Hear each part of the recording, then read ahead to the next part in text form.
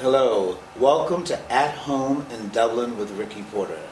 This is a special television show. It was determined by TV35 so that we could bring the best of Dublin to all of Georgia, as far as I'm concerned, to all of the world. We believe that Dublin is an attractive place to live, a wonderful place to live. I've interviewed many people, and one thing that we have all agreed, that the citizens of Dublin are people who are generous, people who are kind, people who are sophisticated with the culture of good manners. If you ever want to find comity, civility, come and visit us in Dublin. Today I'm visiting with two individuals that I have a great deal of respect for, one of whom is a very dear personal friend, Miss Katharine Clark with a K, and the other is one who I admire because of his prodigious intellectual mountainous knowledge. That's Scott Thompson, a local attorney here in Dublin. You met Scott once on this television program, At Home in Dublin, when we spoke about the historic neighborhoods, historic black neighborhoods of Dublin, Scottsville, Telfair, Southside. And many of you were very interested in that show. We say to all of you today, if you have questions or comments germane to what you will hear in this interview, please feel free to contact us here at TV35. Ms. Clark, welcome. Thank you. Hello, Scott. Hey, how are you? Glad to have you here with us. I wanted to interview both of you, and I wanted to speak to both of you, because Dublin is growing in many ways. And one of the developments that have occurred recently has been the purchase of the Pritchett or Clark House for the Dublin Lawrence Museum. And I understand that we'll be calling that the Dublin Lawrence Museum, but in the largest sense, comprehensively, it'll be our cultural and heritage center. So I want to talk a little bit about the new museum under your work as the superintendent or the director. And I'd also like to have some conversation about that house. I think we should start with the house, don't you think? Yes. Because that will move us into the conversation. But before we do, how are the two of you? Good. Good, thank you. I'm really glad to have you here. It's nice to be here. Katharine, I've known you for many years, at least the years that I've been in Dublin. And you've always been very generous and hospitable. Thank you. In many ways, that house reminds me of your generosity and your hospitality. I've had food in that house. I've played bridge in that house. But I'd like for you to go a little further back for me. First of all, what is the address of that house? The address is 702 Bellevue Avenue. Bellevue Avenue. And I understand that we refer to that house, Scott, as the Pritchett or Clark house. That's correct. What could you tell me about the Pritchett aspect of that house? Well, Mr. T.J. Pritchett built the house in 1900. For those who remember, his brother built the house that Martha Hooks lived in, which was at 511 Bellevue. And they were, as I said, brothers. The house is no longer there. But Mr. Pritchett was a cotton broker. Cotton broker. Originally from Montgomery County. Montgomery County. And he died in 1910. And his widow built the house out on 441 where the Cardells now live. Well, could you tell me something about the original architectural design? And what I mean by that is the architectural design of the house that we're referring to. Was that a typical design? Pretty much, it was really a lot simpler. It was only 4 rooms with a detached kitchen. And all of the really lavish and grand woodworking that you see on the house today was not there originally. Oh. We have a photograph of the house probably right shortly after it's built, because you can see the small trees that just have been planted. You have that photograph? Yes, it's in the museum. I'm going to ask that you bring that, and when we air this interview, we'll have the camera to show a picture of that. No problem. So, Katharine, the Pritchett house was bought by the Orr family? Yes. And do you know when that occurred? Around 1923. 1923. Now, based on the brief conversation you and I have had, you're related to the Orr family. Yes, my grandmother and grandfather lived there from 1923 until their deaths. So your grandparents on the maternal or paternal side? My mother's on the Your maternal. mother's parents. Yes. So I've always been to that house. I visited there as a child many, many times. And so it's really the only home I've ever known for a long time. So what were your grandparents' names, Mr. and Mrs.? Edwin Reed Orr. And her name, coincidentally, was Lota Clark. She was a Clark. So, Okay. Now, you said you visited that home as a child. yes. So visited coming from where? I grew up in Brunswick. You grew up in Brunswick. Yes. You grew up on the coast Yes. of Brunswick.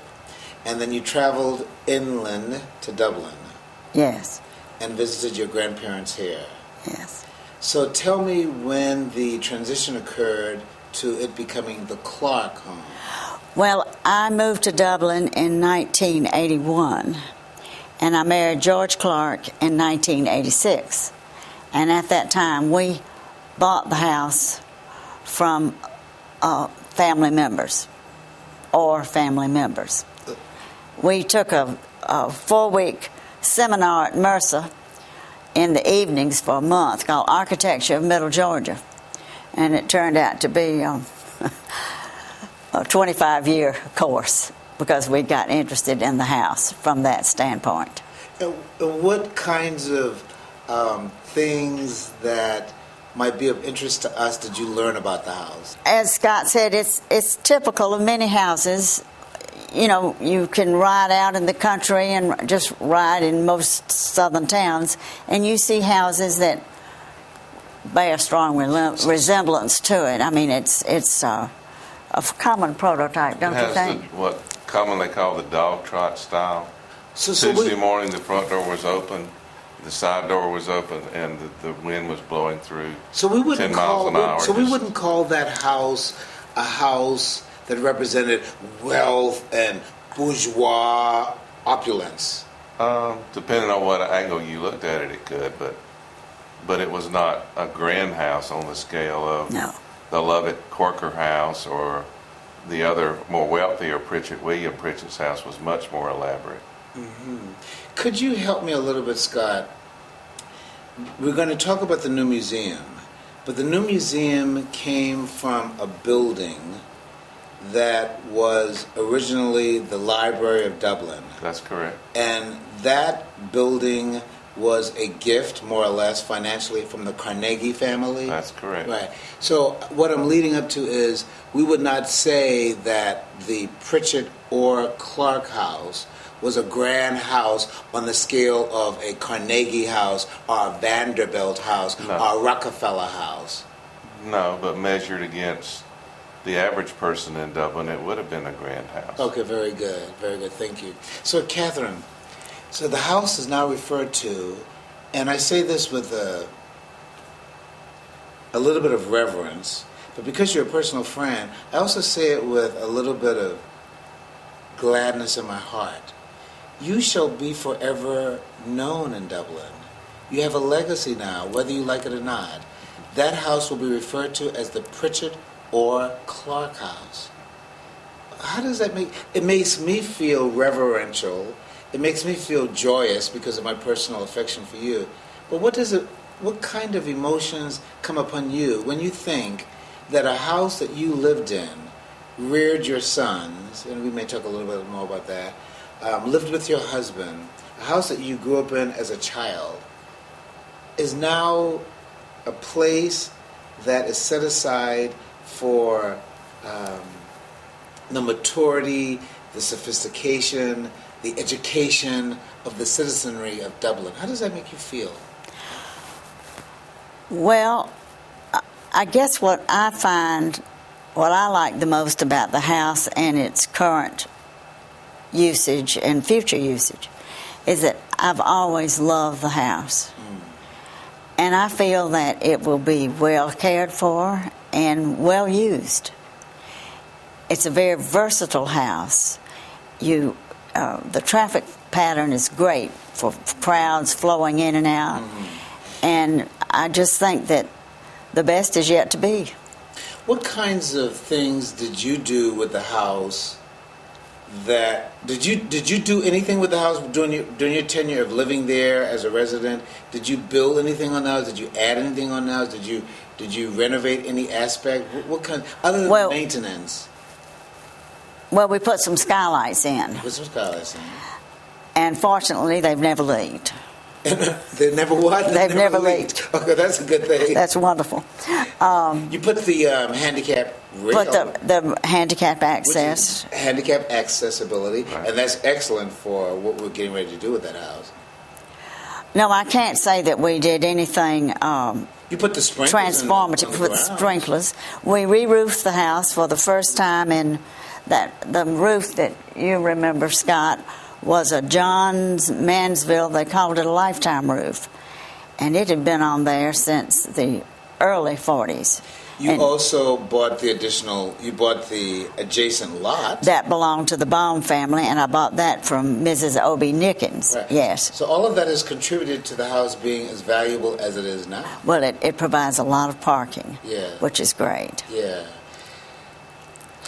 Do you have siblings? You have one brother. I have one brother. Okay. How did he feel about the house being sold? He was delighted because he was born in Dublin, and so he has quite an attachment to Dublin as well. I hope that your family will watch this show because I'm thinking now of your granddaughter, the one that I met. Caroline. Caroline. I remember when I visited Caroline and we talked about the house. And Caroline said, "But the house has always been in our family." She was the fifth generation to spend significant time there. Wow.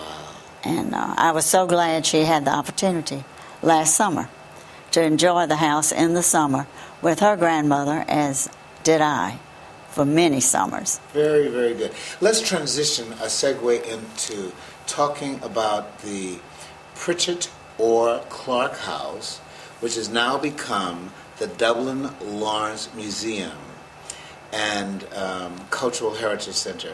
And Scott, I could call you Mr. Thompson, the way you like to refer to me as an old man sometimes. But why don't we start, Scott, by telling us a little bit about why the Pritchett or Clark House was selected? Well, we went around and around and around, and it was only because of Katharine's graciousness. Yes. At the very end, we were getting to the end of the fiscal year with the city and running out of options. We looked at the Catholic Church. We looked at the You're talking about the former Catholic Church building located where? The Shivers on Church Street, isn't it? Right. Across from Piggly Wiggly, we looked at a house next to the Christ Episcopal Church. We looked at other locations, and we just kept coming back to this house.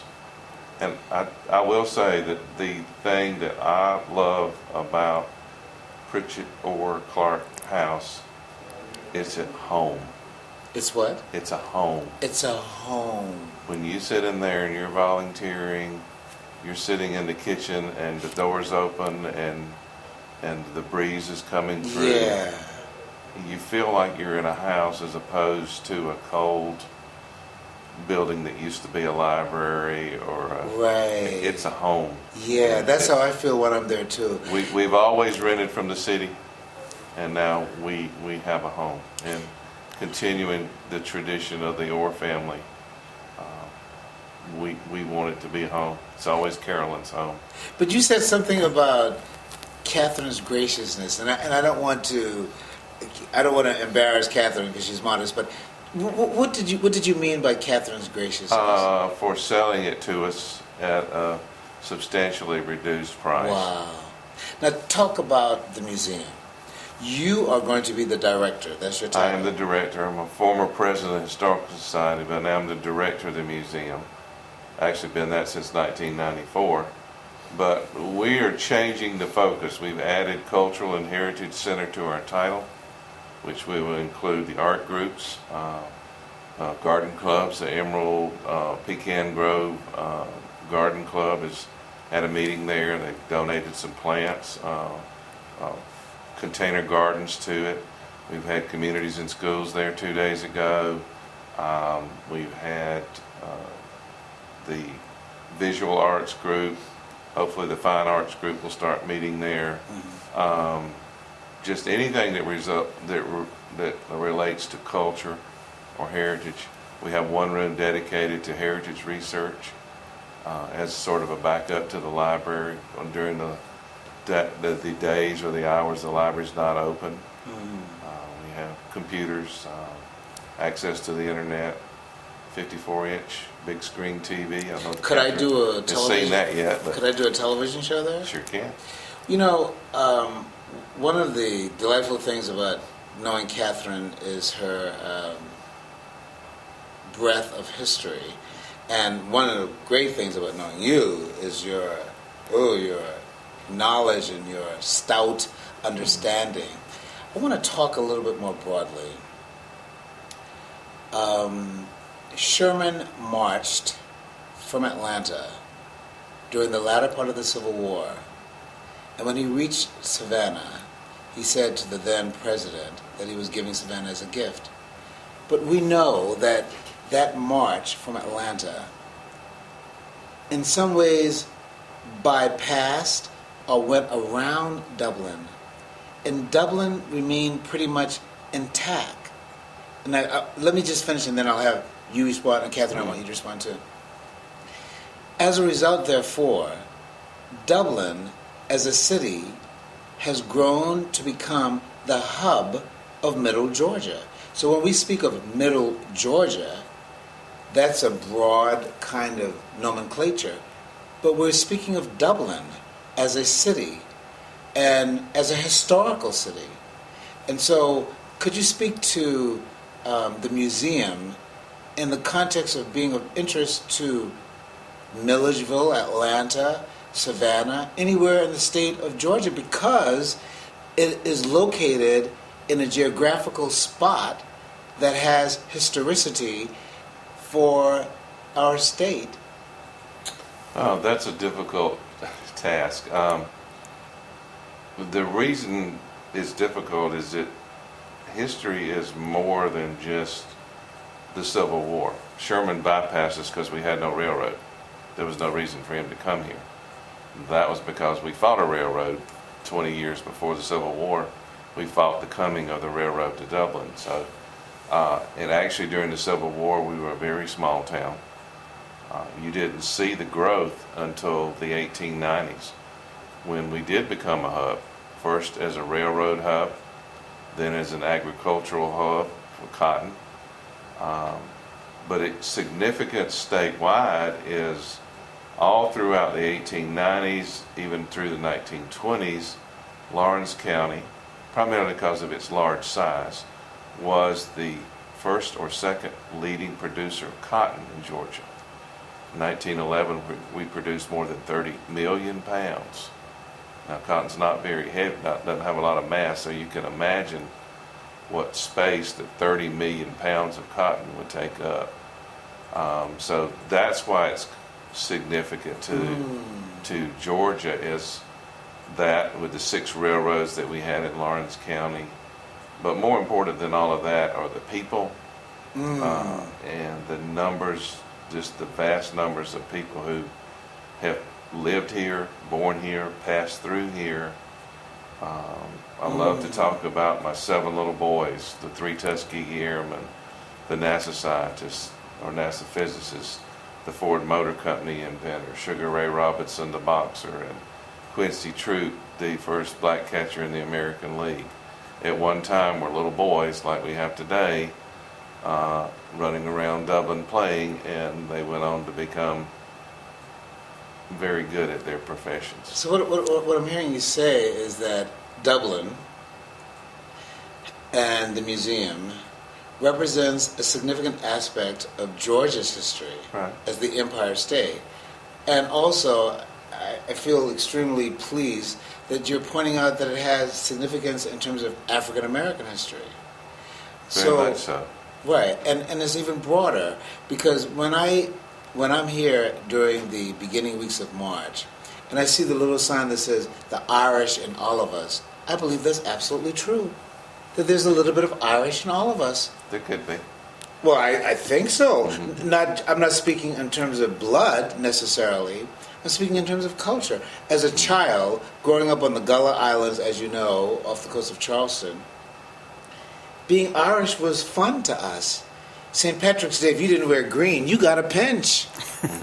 Now, Katharine, tell us from your perspective why the Pritchard Orr Clark House, which is now the Dublin Lawrence Museum Cultural Heritage Center, and take your time, why do you think it would be of interest? For example, you said that you have a friend in Millersville that you want me to meet who has great history. Millersville having been the second capital of Dublin, correct? Of Georgia. Of Georgia. Of Georgia, second capital. Yeah, Dublin doesn't have a capital. So the first capital of Georgia was Louisville, correct? First really permanent one, right? And then the second capital was Millersville. Millersville. And then later we went out to the coast, so it was Savannah. No, Was Savannah it ever never the capital? was Savannah. It was never Savannah. It goes by the town Alma, Augusta, Louisville, Millersville, Atlanta. Oh, those were the capitals? Wow. Technically Macon for a few months during the Civil Wow. War. And then when did it become the capital of Atlanta? When Atlanta? Millersville, 1807. It moved from Louisville just down the road to Millersville. Okay. And in the late 1860s, it moved to Atlanta. Okay. So you were telling me, Katharine, that you have a friend in Millersville. Yes. And you've been wanting me to go there for lunch as well as to enjoy Millersville as a historical city. She does tours. Right, she does tours. Volunteers. And I do want to go, by the way. But I'd like for you to sort of frame your thinking for a moment. Your home now becomes a legacy for the city. Scott now has the responsibility of making it an appealing place for all of our citizens to come. The NAACP, the Legacy Readers Theater, the St. Patrick's Festival Committee, et cetera, et cetera, et cetera. But from your perspective, why would this place be of interest to citizens in Atlanta? Or we've spoken about how Dublin was not historically a place that had railroads, so Sherman bypassed it. That was a piece of information for me. But you were born where exactly? I was born in Atlanta. You were born in Atlanta, but you were reared in Brunswick. Right. Right. Your brother still lives in Brunswick, correct? St. So Simons. if you have friends in Brunswick, you're a bridge player, I'm a bridge player, you travel. If you were to invite others to Dublin and to talk about the museum, why would it be of interest to them? Scott, you'll have to help me. No, I don't want to put you on the spot, but I think as a reflection of what we as people in Dublin do, and we can highlight all of those beautiful. things that you mentioned. First of all, the hospitality, and the people in Dublin, I think, are very cordial. And Scott and his committee have so much vision, and there's always a continuing exhibit, at least one or two, that will reflect what we here do. I am so pleased by your response because you didn't know exactly how I was going to frame this question. And Katharine, you answered it with spontaneity, but with authenticity. I want you to hear what you said. The museum in Dublin is a place for other people to come because it reflects what we do. The museum reflects what we do, not what we have done. You also said that it symbolizes our hospitality. But then you culminated your response by saying it's a reflection of our citizenry. It's a reflection of our people. It's a beautiful way of advertising Dublin in a way that doesn't sound Wall Street. Well, thank you. Now, why don't you tell us in your more academic manner, but also in your hometown fashion, why the museum and why the Pritchard Orr Clark House would be of interest to anyone in this state? Well, again, following up on what Katharine said, we don't have battlefields here. We don't have some presidential figure's home. It's all about the people. What the good things we've done, sometimes we'll even focus on the bad things we've done. We're not afraid But to do as that. we carry the past with us towards the present on our way to the future is the way I like to say it. Could you say it Man. again? We carry the past with us on through the present on our way to the future. Beautiful. And that's why I keep going back to my 7 little boys story. So when I have the communities and school kids there, I said, listen, there was a kid here in this town who invented one of the first electric cars in the country, a black kid. And there's a kid who was 6-time world championship boxer. There's a kid here that flew jet fighter planes faster and higher than any African American or even some Caucasian Americans had ever done before. There are opportunities for you. And that's why I deal in the future, where our most important history is. It's not in the past, it's in the future.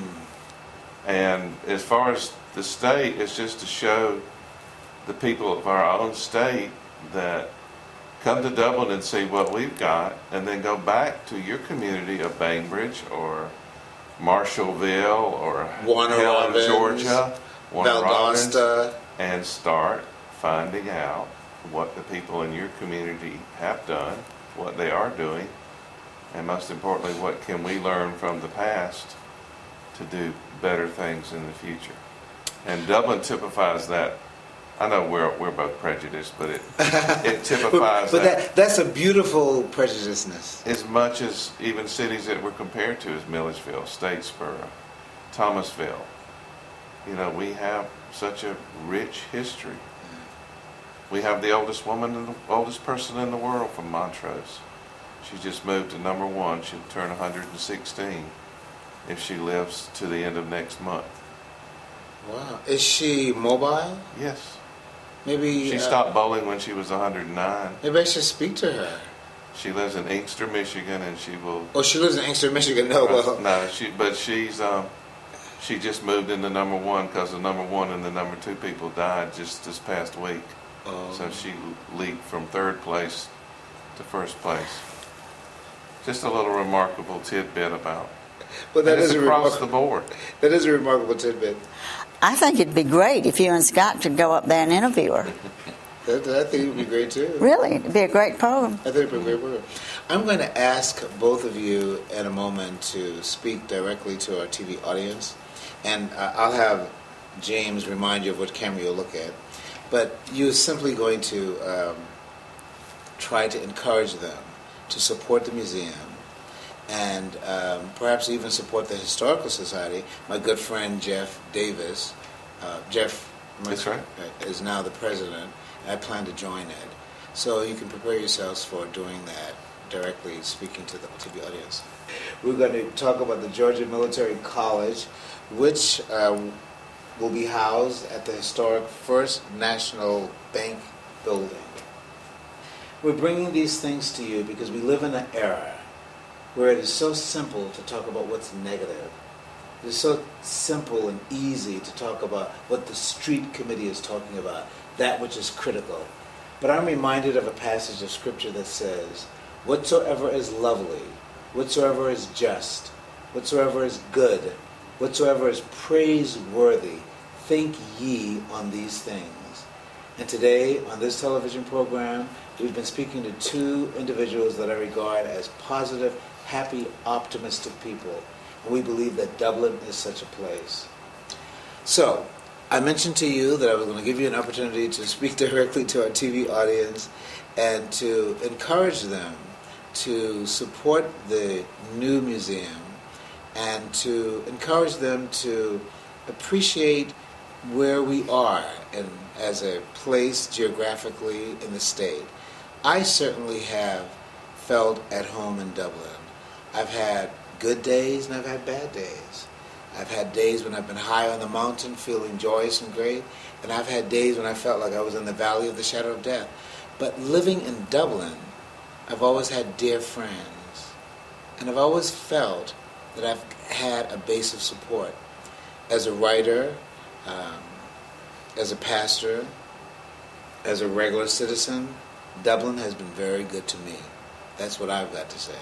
Now, Katharine, have you thought of something?